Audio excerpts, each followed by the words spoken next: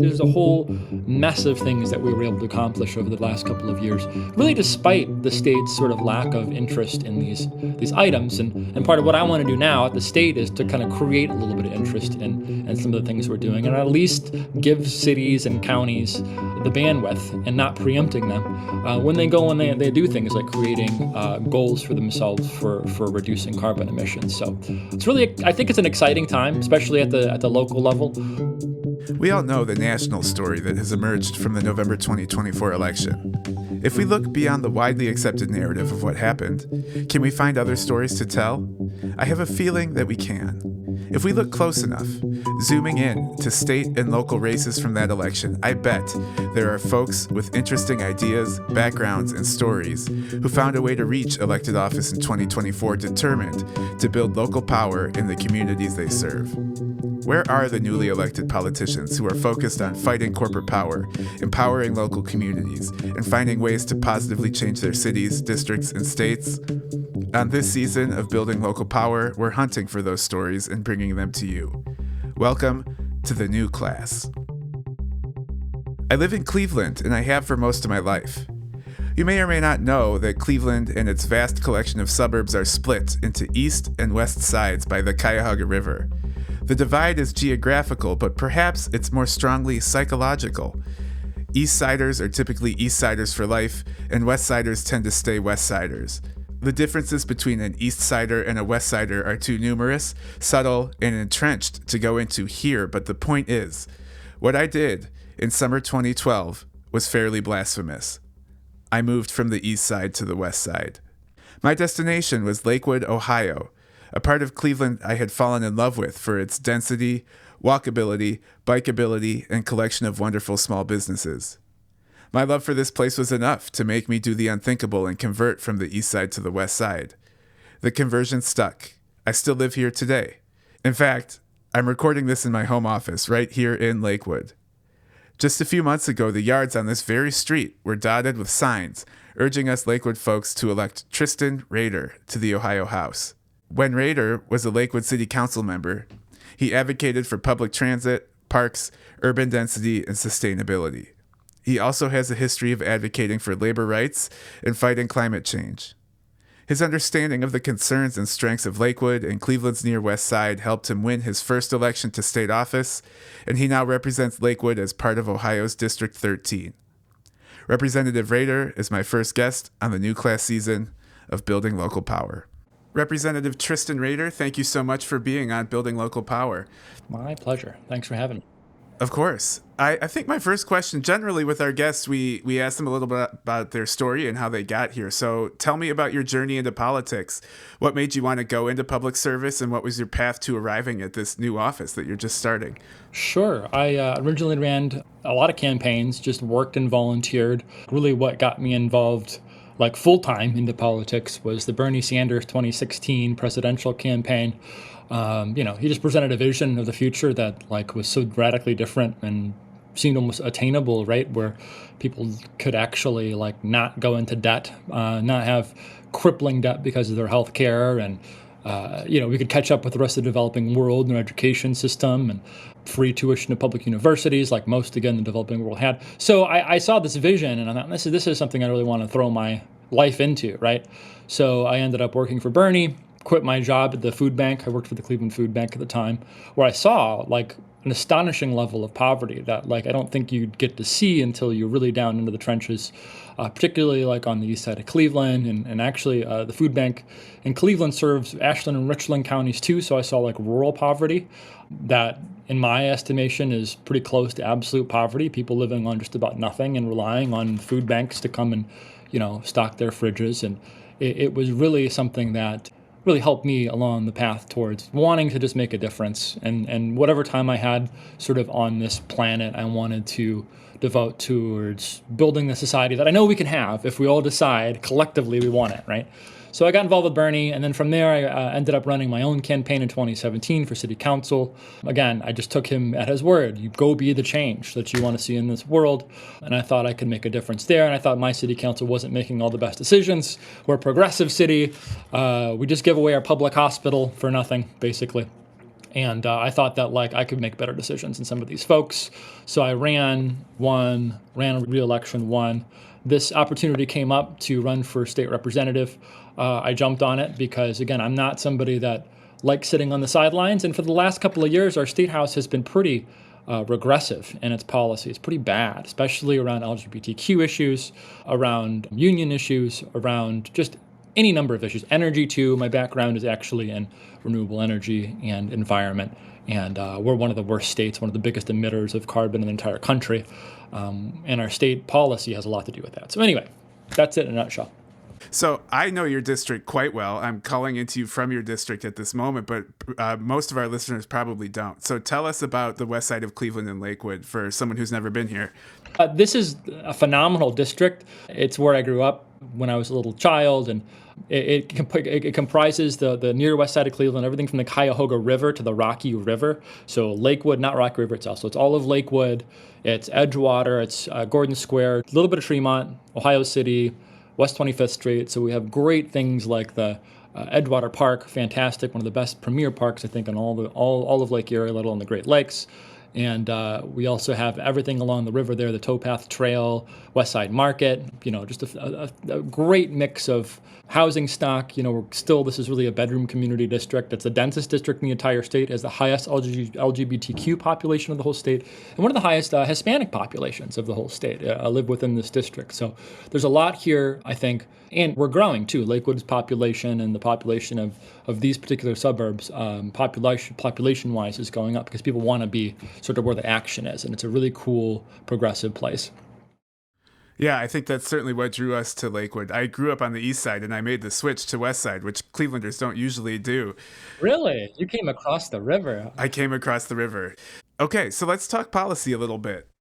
On your website, you write, I am unwavering in my commitment to back the rights of Ohioans to form and join unions, as every worker in our state deserves the benefits and protections that come with union representation. Talk about your connection to labor and how you'd protect the right to organize once the session starts tomorrow in the Ohio State House. Yeah, technically the session started last week, but yeah, the real work starts. The real work starts tomorrow, like I was talking about. My dad was a union teacher for 25, 30 years. My mom was a nurse. My grandmother was one of the first women foremen at Ford, but before that she was a line worker and, part of the UAW, and she put all 7 of her kids through school, on that pretty much one salary. That was the only one salary coming into her home consistently throughout her life. And put a car in the driveway, food in the refrigerator because it was a union job, because those jobs paid a living wage. And we've seen that slip. We've seen union participation and union membership slip. And it's not an accident. It's been a coordinated attack over the last 30 years, 40 years on unions by the right. We even saw it here a number of years ago with SB 5, which was a bill to create right to work. Fortunately, it was repealed through lots of efforts from the unions. And we're seeing that and talk again. We're hearing about right to work. And right to work basically means that people can join unions, and unions don't have the authority to charge, to have any type of fee structure. People can be parts of unions without actually supporting the unions. They can get union protection without actually supporting the structure of the union, which really just totally erodes the power of unions to be able to organize and defend the workers, or at least organize to sit at the bargaining table. It totally undermines all of that. And states that have right to work have seen, dramatic union declines. And from that, declines in the working class generally, and declines in working conditions and all kinds of things. So again, we're hearing that talk now, and it's really scary, especially with our Republican supermajority here. And that's something that, we'll just have to continue to beat the drum about and help to organize on the outside, making sure that unions stick together. And we're going to be the ones on the inside that have to really carry that banner here and fight to make sure that our colleagues know that this is the number one issue that we cannot compromise on.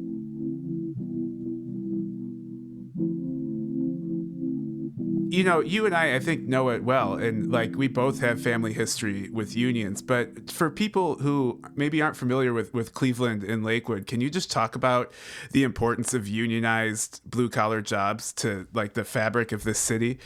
Going back to the 1930s probably 50s, really, with the steel mills and with auto manufacturing really being the core of our industry here in the whole region. When Cleveland used to be 1 million people, right? We used to be called the sixth city, maybe even the fifth city at one point, largest city in the country.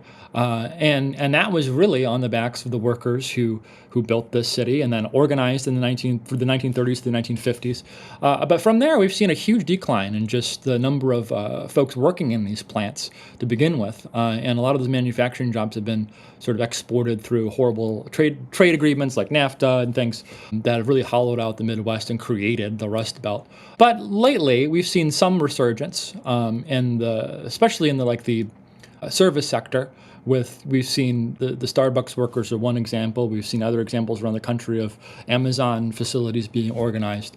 So we've seen a slight, resurgence of union jobs. UAW is still very strong and very much part of our fabric of Northeast Ohio, and they were able to get some fantastic wins in this last labor negotiation they had because they held the line, right? So we're seeing, I think, at least some of the younger generation and some of the older generation too who remember what it used to be like to be in unions really standing up and kind of fighting for better conditions and better pay. And I'm hoping that we can kind of use that as a springboard going forward to say, hey, look, here's what unions can provide. They've been able to provide, and they've really built what Cleveland is today, even though it looks a little bit different than it did 30 years ago. Yeah, well said.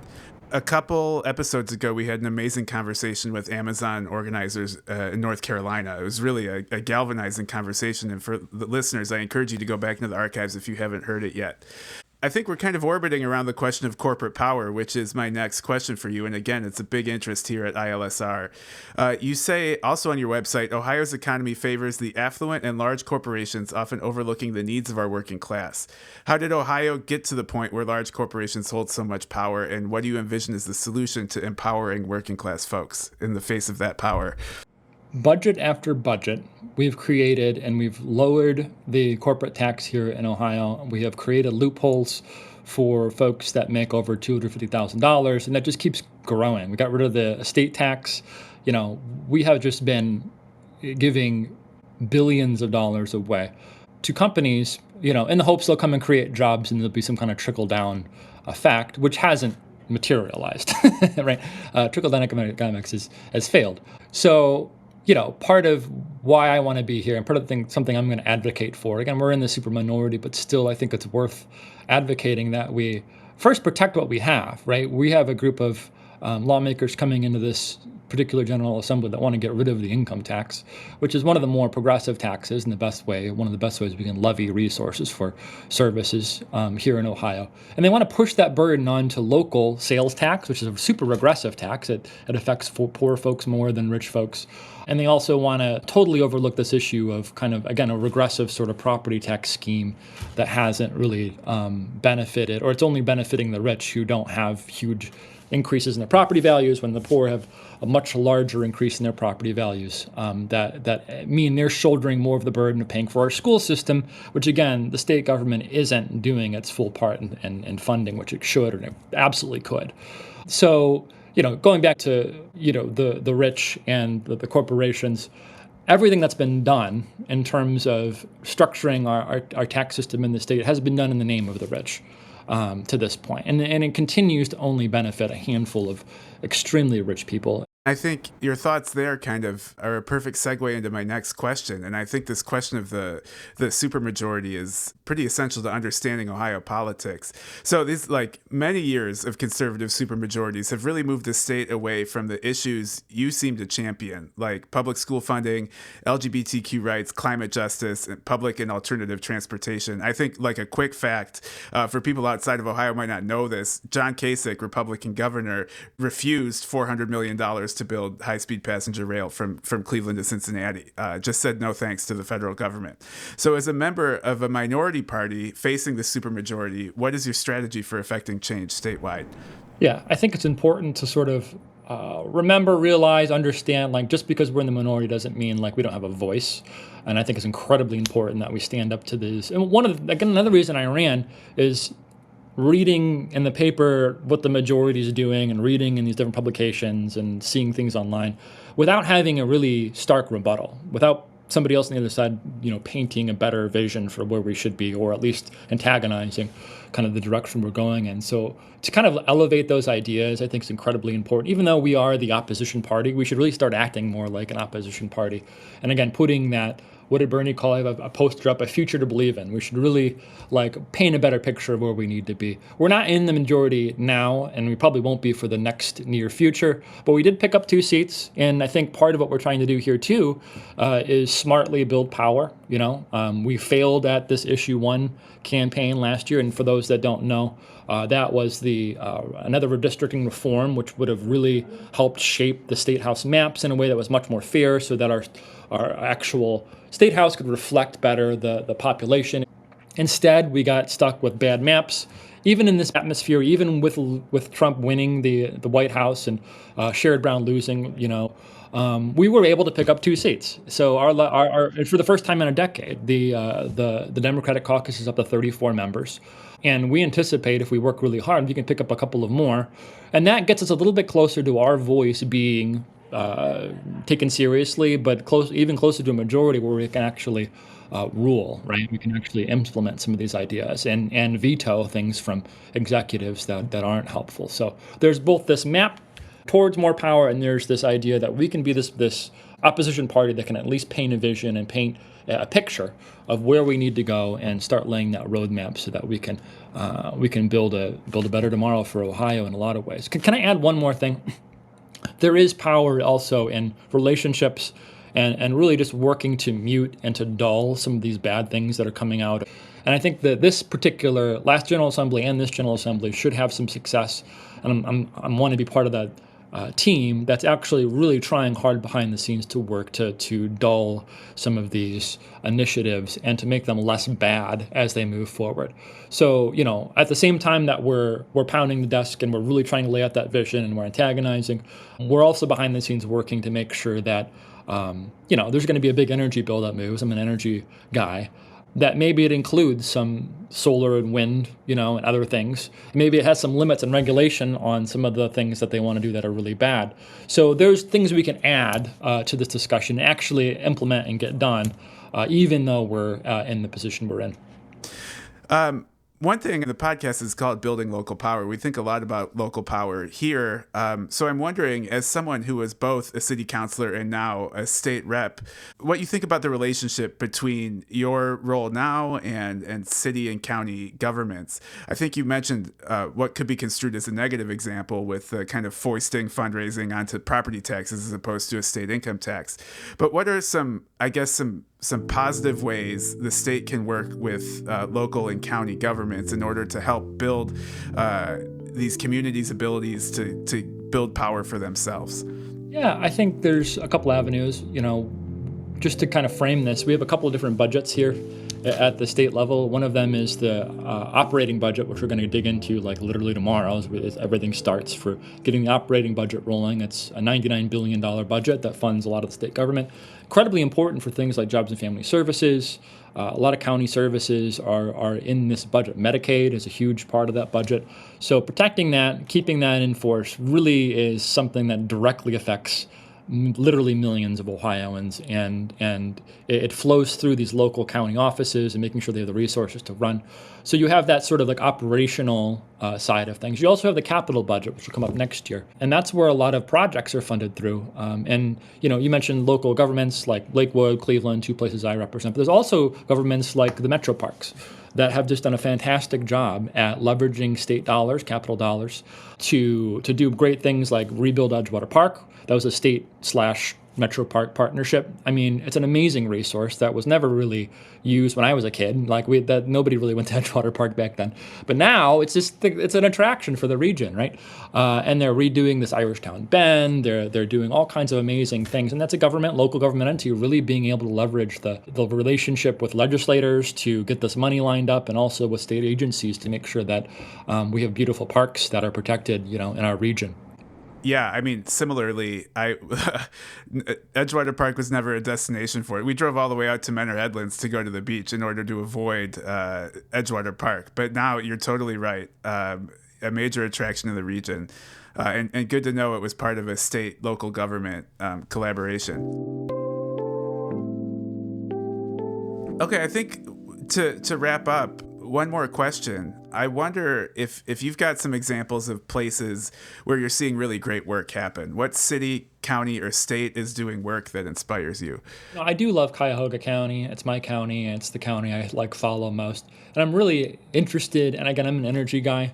The county went and formed a county municipal utility, essentially, where they're going to be doing clean energy projects kind of outside of the state's purview, which you kind of need to do right now because our power siting board and our public utility commission right now isn't super friendly to solar and wind projects. So they went and created their own authority to do this project. And also, I'm really excited about Chris Renane's Freshwater Institute that he's implementing. I think that's going to be really innovative, and it's going to help to sort of, I think, inform other counties in the state about what we need to do to protect both our rivers and our lake, bringing tons of stakeholders together to work on those things. And I'm also proud of things that we've done in Lakewood, like create our first climate action plan, our active transportation planning, safe routes to schools, kind of all integrating into creating a more walkable, livable city that is more energy conscious, moving towards net zero, and also, planting more trees. And just there's a whole mess of things that we were able to accomplish over the last couple of years, really despite the state's sort of lack of interest in these